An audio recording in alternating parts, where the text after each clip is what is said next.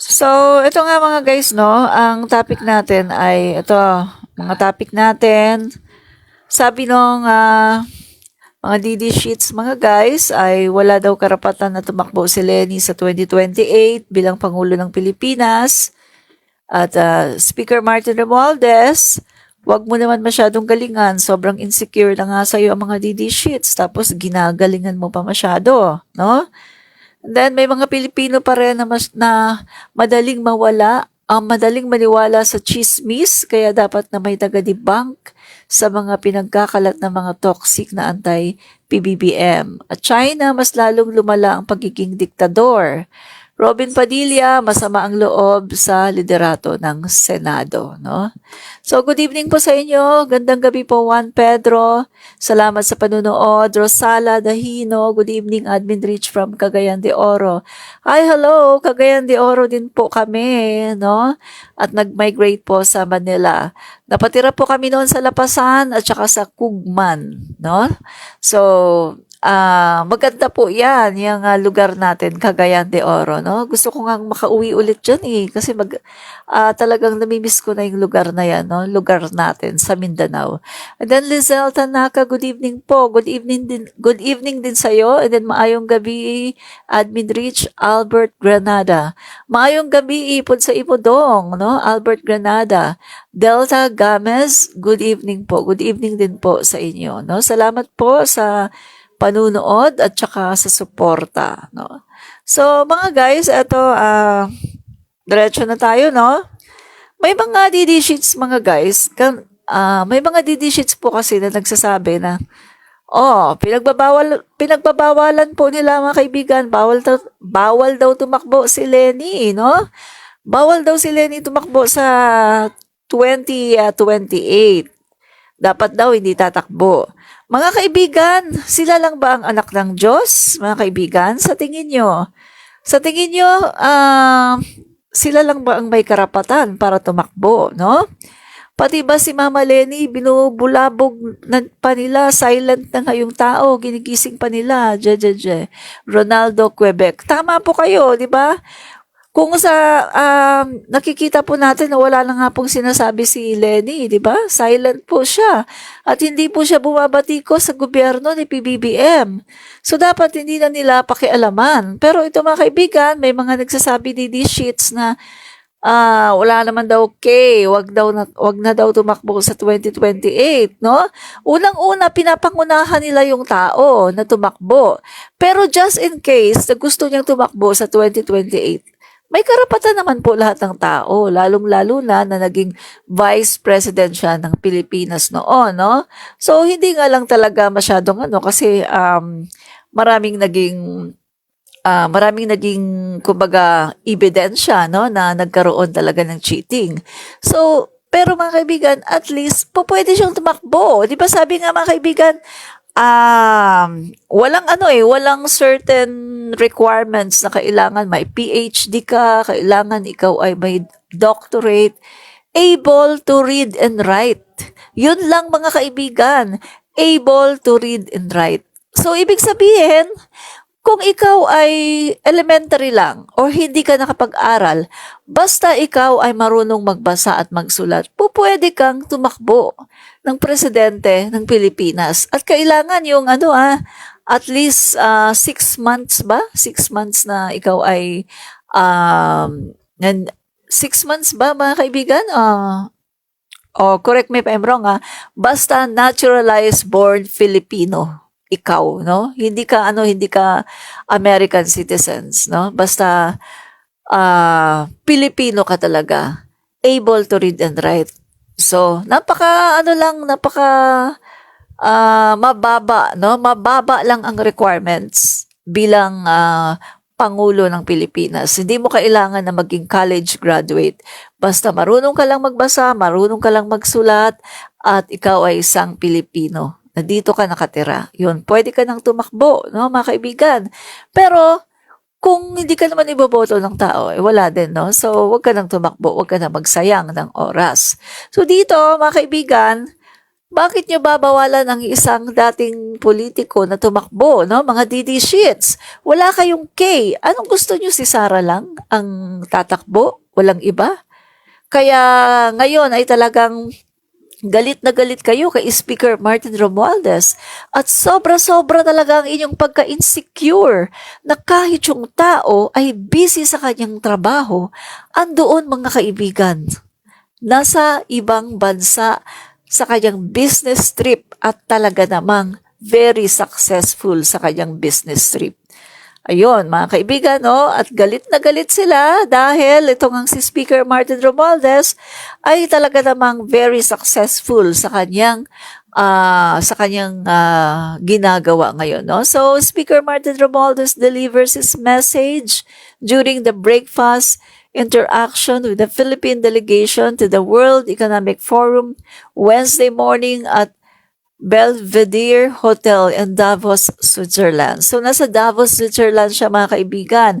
At kung titignan natin, mga kaibigan, ang ginagawa ni Speaker Martin ngayon, no, ay parang gawain ng isang magpapangulo ng Pilipinas. Tingnan nyo, bagay na bagay sa kanya, mga kaibigan, no? Bagay na bagay sa kanya. Kaya nga sabi ko, sana, no? Malayo pa naman ang eleksyon, sana magkaroon na ito si Speaker Martin ng talagang kagustuhan na tumakbo. Ay talaga, mga kaibigan, ano ko talaga to, iboboto ko talaga ito at aking ikakampanya sa buong social media at sa lahat ng aking mga platform. Ikakampanya ko talaga to dahil bagay na bagay din sa kanya ang maging Pangulo ng Pilipinas, mga kaibigan. Kung ako ang tatanungin, mga kaibigan, si Speaker Martin deserving na maging Pangulo ng Pilipinas kaysa doon sa manok ng mga DD Sheets. Diba? So, kita nyo pa nga lang, mga kaibigan, no? Parang PBBM, marunong din siya makipaghalubilo sa iba-ibang uri ng tao, sa iba-ibang bansa, no? At talagang marunong siya, mga kaibigan, makipag-usap tungkol sa business and everything. So, talagang siya ay pangulo, no? So kung makikita niyo, mga kaibigan, sa mga ganitong klaseng mga event, no, kapag si PBBM ay super busy at hindi na pwedeng pumunta sa ibang bansa para sa mga ganitong klaseng mga events, ang kanyang inuutusan ay walang iba kundi ang kanyang pinsan, si Speaker Martin Romualdez. Napansin niyo ba? Kasi ang ating Pangulo, nakikita niya, mga kaibigan, na si Speaker Martin ang talagang yung full support sa kanya at pareho sila, mga kaibigan, ng vision, ng plano sa Pilipinas. So makikita natin na talagang palaging si Speaker Martin ang kanyang naaasahan. Kung titignan natin, mga kaibigan, meron naman siyang kapatid, di ba? O Senator Amy Marcos, may kapatid naman siya, pwede naman yung utusan ng kanyang kapatid, ikaw na lang ang magpunta dito, ganyan. Senador yun, mga kaibigan, di ba? Pwede niyang gawin yun. Pero bakit mas pinagkakatiwalaan pa niya si Speaker Martin Romualdez na kanyang pinsan? Kasi nararamdaman din, mga kaibigan, ni PBBM. Although hindi siya vocal sa kanyang pagsasabi, no? Hindi siya katulad ni Demonyo pala. Hindi siya katulad ni Demonyo, Digonio pala, mga kaibigan. Hindi siya katulad noon na very vocal. Every now and then, sinasabi niya yung kapag meron siyang ayaw sa tao, sinasabi niya kapag meron siyang mga pintas, sinasabi niya kahit na mga napaka mababaw na mga issue ay talagang sinasabi niya at talagang siya ay gumaganti. Pero dito kay PBBM, kilala siya na kahit na siya ay binabatikos, na kahit na siya ay palagi na lang kumbaga kinukontra ng kanyang kapatid, wala siyang sinasabi na masama tungkol sa kanyang kapatid. Wala, parang deadma, parang hindi niya naririnig. Parang bingi ang ating presidente pagdating sa mga batikos ng kanyang kapatid. Hindi niya pinapansin, deadma. Kaya etong si Speaker Martin Romualdez, siya ang nakikita ng ating Pangulo na pwedeng pagkatiwalaan. Kasi magkapareho sila mga kaibigan ng vision, magkapareho sila ng plano, no? So syempre kung ikaw ang Pangulo, sino ba ang pagkakatiwalaan mo? Yung kapatid mo na palagi ka namang sinusoplak sa mga desisyon, yun bang nag-iisip ka pa lang kung o okayhan mo yung isang bagay na yan pagkatapos yung kapatid mo ang dami ng press release, ang dami ng mga batikos, no? Samantalang si speaker nag-aantay at talagang suportado niya ang Pangulo sa lahat ng bagay, no? So kaya mga kaibigan, kitang-kita ko na ang buong tiwala ay binibigay ng ating Pangulo kay Speaker Martin Romualdez kasi magkapareho nga sila ng vision at ng plano para sa bagong Pilipinas, no? Minsan naisip ko mga kaibigan, hindi kaya isa ring dahilan ito kung bakit parang insecure si Amy Duterte Manotok dito sa kanyang pinsan? Minsan iniisip ko, hindi kaya isa ring dahilan ito kung bakit palagi siyang negative kay speaker dahil baka sa tingin niya ay mas pinagkakatiwalaan ng Pangulo ang speaker. Pero hindi natin masisisi ang Pangulo kung bakit ganito kasi ever since mga kaibigan, natatandaan nyo ba? Pagpasok ng Marcos administration, may banat na kaagad ang Amy Duterte Manotok. Diba? O sabi niya, bakit ganito yung ano na yan, yung EO number 4 na yan, yan, merong nagmamarunong sa Malacanang. Dapat ganito yung ginagawa. Ano ba yan? Dapat yung Pangulo natin, dapat magalit na, etc., etc. Madami siyang mga sinasabi. At sa nakikita ko mga kaibigan, dahil doon, no, sa puro batikos, parang walang suporta no? Ang daming mga issue na dumaan mga kaibigan, wala siyang suporta sa Pangulo, puro lang siya batikos. At ang sinasabi niya mga kaibigan na inaalagaan daw niya yung legacy ng Pangulong Marcos Sr., kaya siya daw yung yung kumbaga nagiging check and balance. Pero kung titingnan natin, wala na Hindi naman siya nagiging check and balance, kundi nagiging panira siya sa imahe ng kanyang kapatid, no? At kita niyo mga kaibigan, inaayunan pa niya, pinapabayaan pa niya yung mga DD sheets na sumisira sa kanyang kapatid. 'Di ba? Kaya siguro hindi rin natin masisisi ang ating Pangulo kung bakit mas pinagkakatiwalaan niya ang speaker kaysa dun sa kanyang kapatid daw, pero palagi namang negatron, di ba? So, dito mga kaibigan, makikita natin yung mga ginagawa ng speaker ay gawain ito ng isang presidentiable. Kaya nga mga kaibigan, sana magkaroon na talaga siya ng pag-iisip na tumakbo. Sana maaga siya ay magdeklara para mga kaibigan, mas maaga din natin siya na maikampanya, no? Hindi naman yung kampanya na kampanya, kundi mas maaga na talagang mai-build up natin siya sa sambayan ng Filipino at talagang masabi natin sa sambayan ng Filipino kung bakit dapat siyang iboto, ipakilala natin siya ng husto, no? Sana maaga siyang magdeklara na gusto niyang tumakbo, no? Pero as of now, mga kaibigan, wala pa talaga Wala talaga siyang sinasabi kung siya ay tatakbo, no? Wala daw siyang plano, no? So, bukod pa dyan, mga guys, yun nga, itong si Amy Duterte Manotok, no? Alam naman natin na talagang nakakasira siya sa imahe ng kanyang kapatid, no? At ng kanyang sister-in-law. Ang masasabi ko mga kaibigan, no? Nagtataka lang ako dito kay Amy Duterte Manotok. Kasi ang pagkakaalam ko, no? Kung within the family, dapat sa inyo-inyo lang yan. Kung meron kayong mga differences, kung meron kayong mga away, sa inyo lang yan. Kaso, kinakalat pa niya sa social media. Mga kaibigan, tingnan nyo kung kayo ay matalino, mag-isip. Naringgan nyo ba si F. Elisa Marcos na may sinabing negative kay Amy Duterte Manotok? Never! Wala kang maririnig kahit isang masamang salita mula kay F. Elisa Marcos. Wala kang maririnig na kahit minsan hindi niya siniraan si F. Elisa Marcos. Si PBBM, may narinig ka ba na may masamang nasabi si PBBM about Amy Duterte Manotoc? Never! Hindi ka makakarinig kahit isa.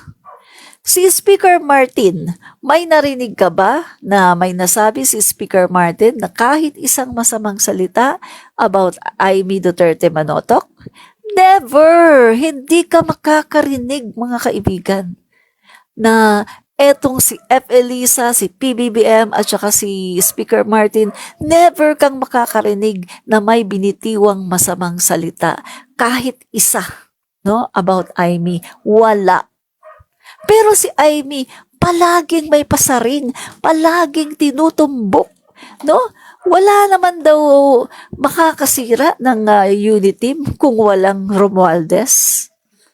Diba? At ilang beses sa kanya mga statement doon pa na palagi niya talagang binabanatan ang speaker.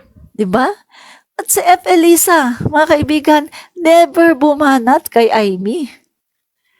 Diba? So makikita natin, sino ngayon ang nagmumukhang mababa ang level ng utak?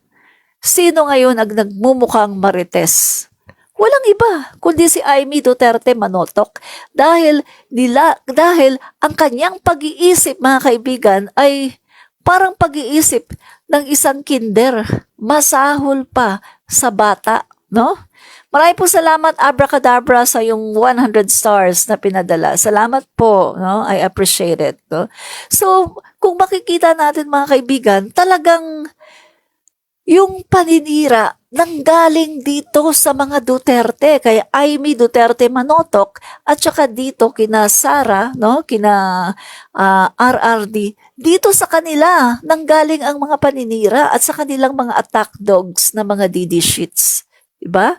So, ang nakakapagtaka pa nito, tinuturing ka, ikaw daw ay presidential sister.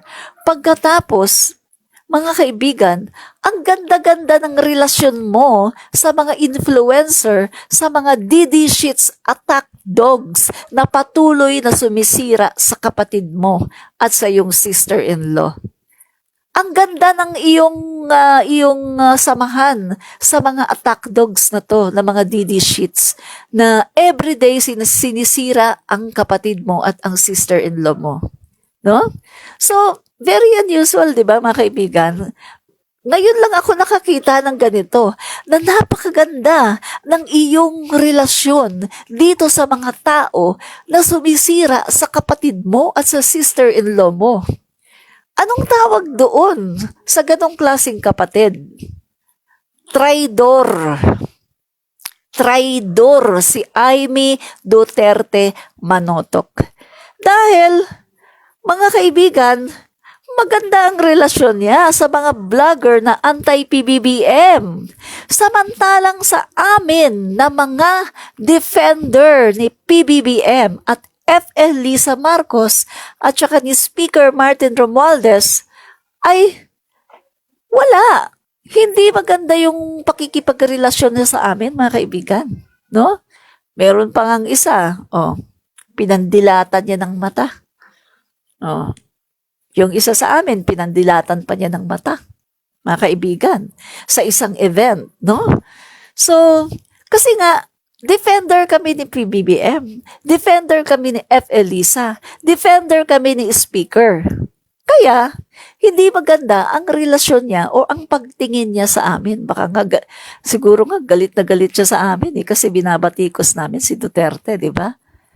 Kasi nga, mga kaibigan, ang sabi niya, di ba, kahit nag-iisa na lang siya na magdi-defend kay Duterte, ay mag-i-stand siya by Duterte, 'di ba? Kahit na mawalan siya ng mga kamag-anak. Kasi 'di ba, one loyal friend is worth than thousands of relatives, ang sabi niya. At kung pupwede lang daw mamili ng kamag-anak. At sa maraming mga bagay, maraming mga interview sa kanya, palagi siyang nagpapasaring, no, kay speaker. Meron pa siyang isang interview, sabi niya, ay nako, ewan ko nga ba, parang nagagalit siya sa akin kasi palagi daw akong nakikipagkita kay Sarah. She's putting word na mga guys. Admin Ang reach. pinapakalat na balita ng mga taong gusto lang talaga Israel. Comentarista. Nakikita naman natin na ang kanilang mga pinapakalat ay walang katotohanan. Paano pa man karami ng mga taong sa iyo ay nagagalit, ang talaga naman ikaw ay hinihiba. Pero, galingan mo lang. Dagdagan mo pa, mga kaibigan. At the end of the day, performance doesn't lie. Ito po mga kaibigan, muli si Admin Rich. Fight fake news, expose the truth. Fight fake news and expose the truth. Fight fake news and expose the truth. Fight fake news, expose the truth.